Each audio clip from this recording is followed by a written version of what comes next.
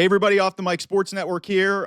Another edition of Off the Top Rope. I got a question for everybody in AEW, and I had conversations with people in the immediate aftermath of Jamie Hayter losing to Mercedes Mone at Double or Nothing in the women's Owen Hart Cup tournament final, which was very predictable. I love Jamie. She had not been pushed. It was almost seemingly like another accolade. But the finish of the match, particularly, was really awkward. It was supposed to be, I think, a small package roll up, and Jamie Hayter landed right on her head and neck area. They were disguising it as like this DDT roll up finish. And so people were like, oh, it protects Jamie. A roll up finish isn't going to hurt her. And then, Jamie basically got beaten up by Tekla in one of the worst debuts of all time where they couldn't even get a camera on it correctly. But now I think we have more of an answer to the question of where the heck is Jamie Hayter. Fightful Selects reported within the last day or two that basically Jamie Hayter is not cleared.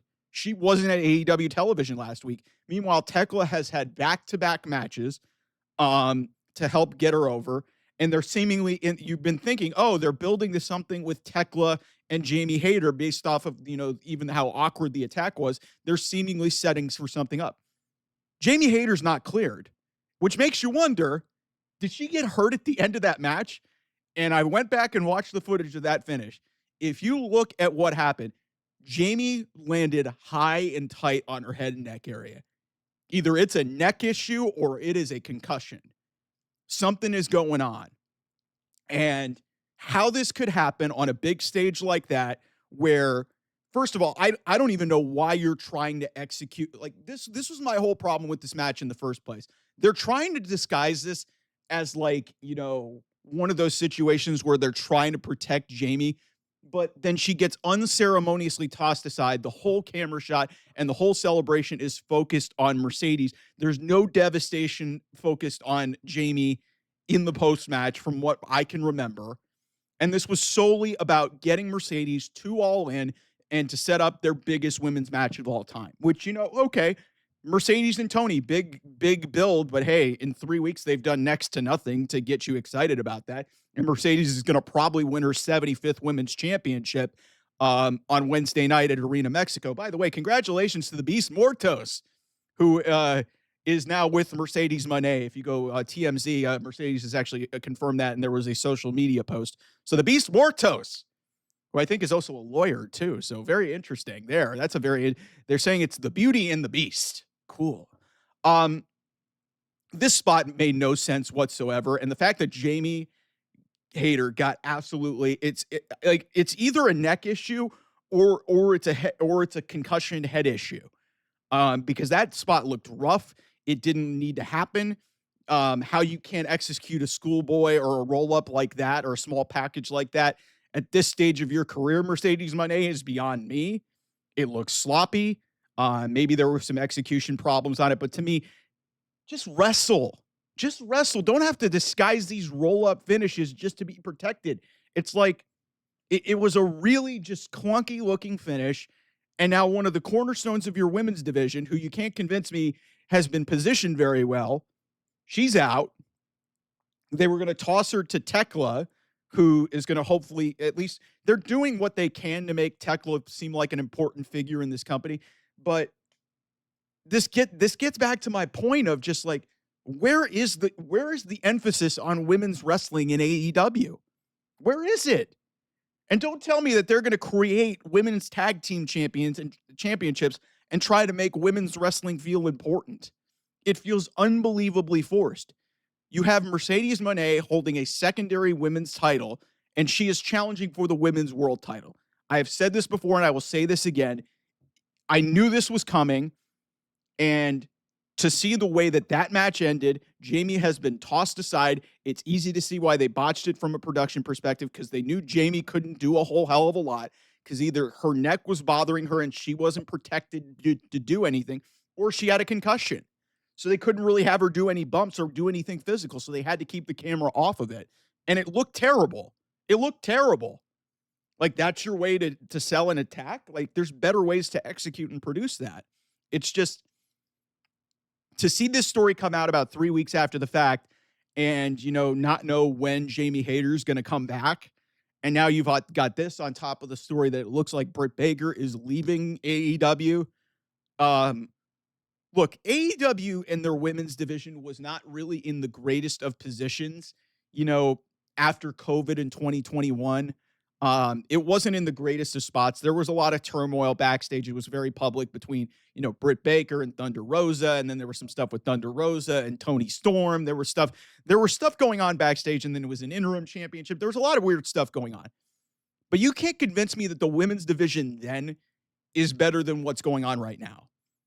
There's one women's match on this show. Granted, it has big names in it, but I will continue to go to my grave, really, and basically tell you guys that this women's division is trash right now.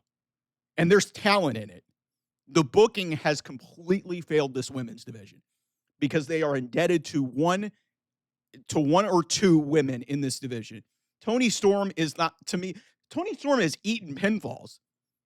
Even though she wasn't going to lose her championship, she lost to Mariah May to help her get over. It was a badly booked title run.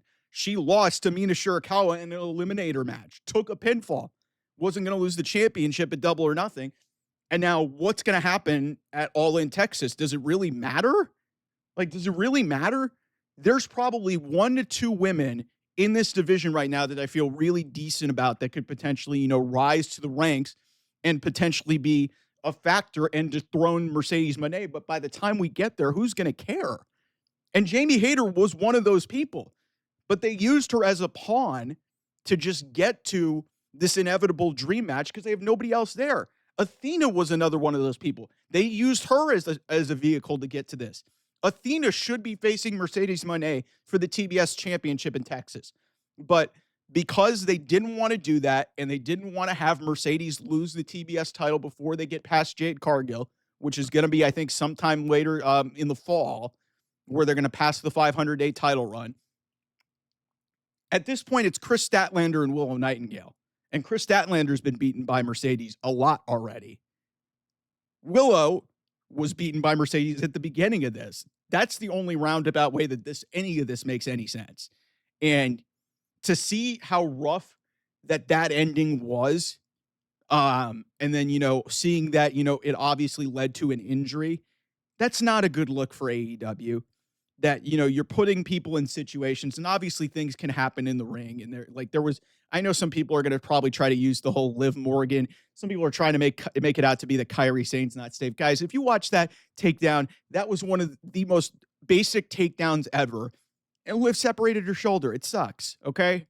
But why are you trying to execute a small package roll-up at the end of a 20-minute match where Mercedes is trying to hammerlock Jamie Hayter out of her Haterade finish, and it leads to one of the most clunky-looking roll-ups that I've ever seen in my life. And it led to Jamie Hayter getting hurt. First of all, that spot didn't need to happen.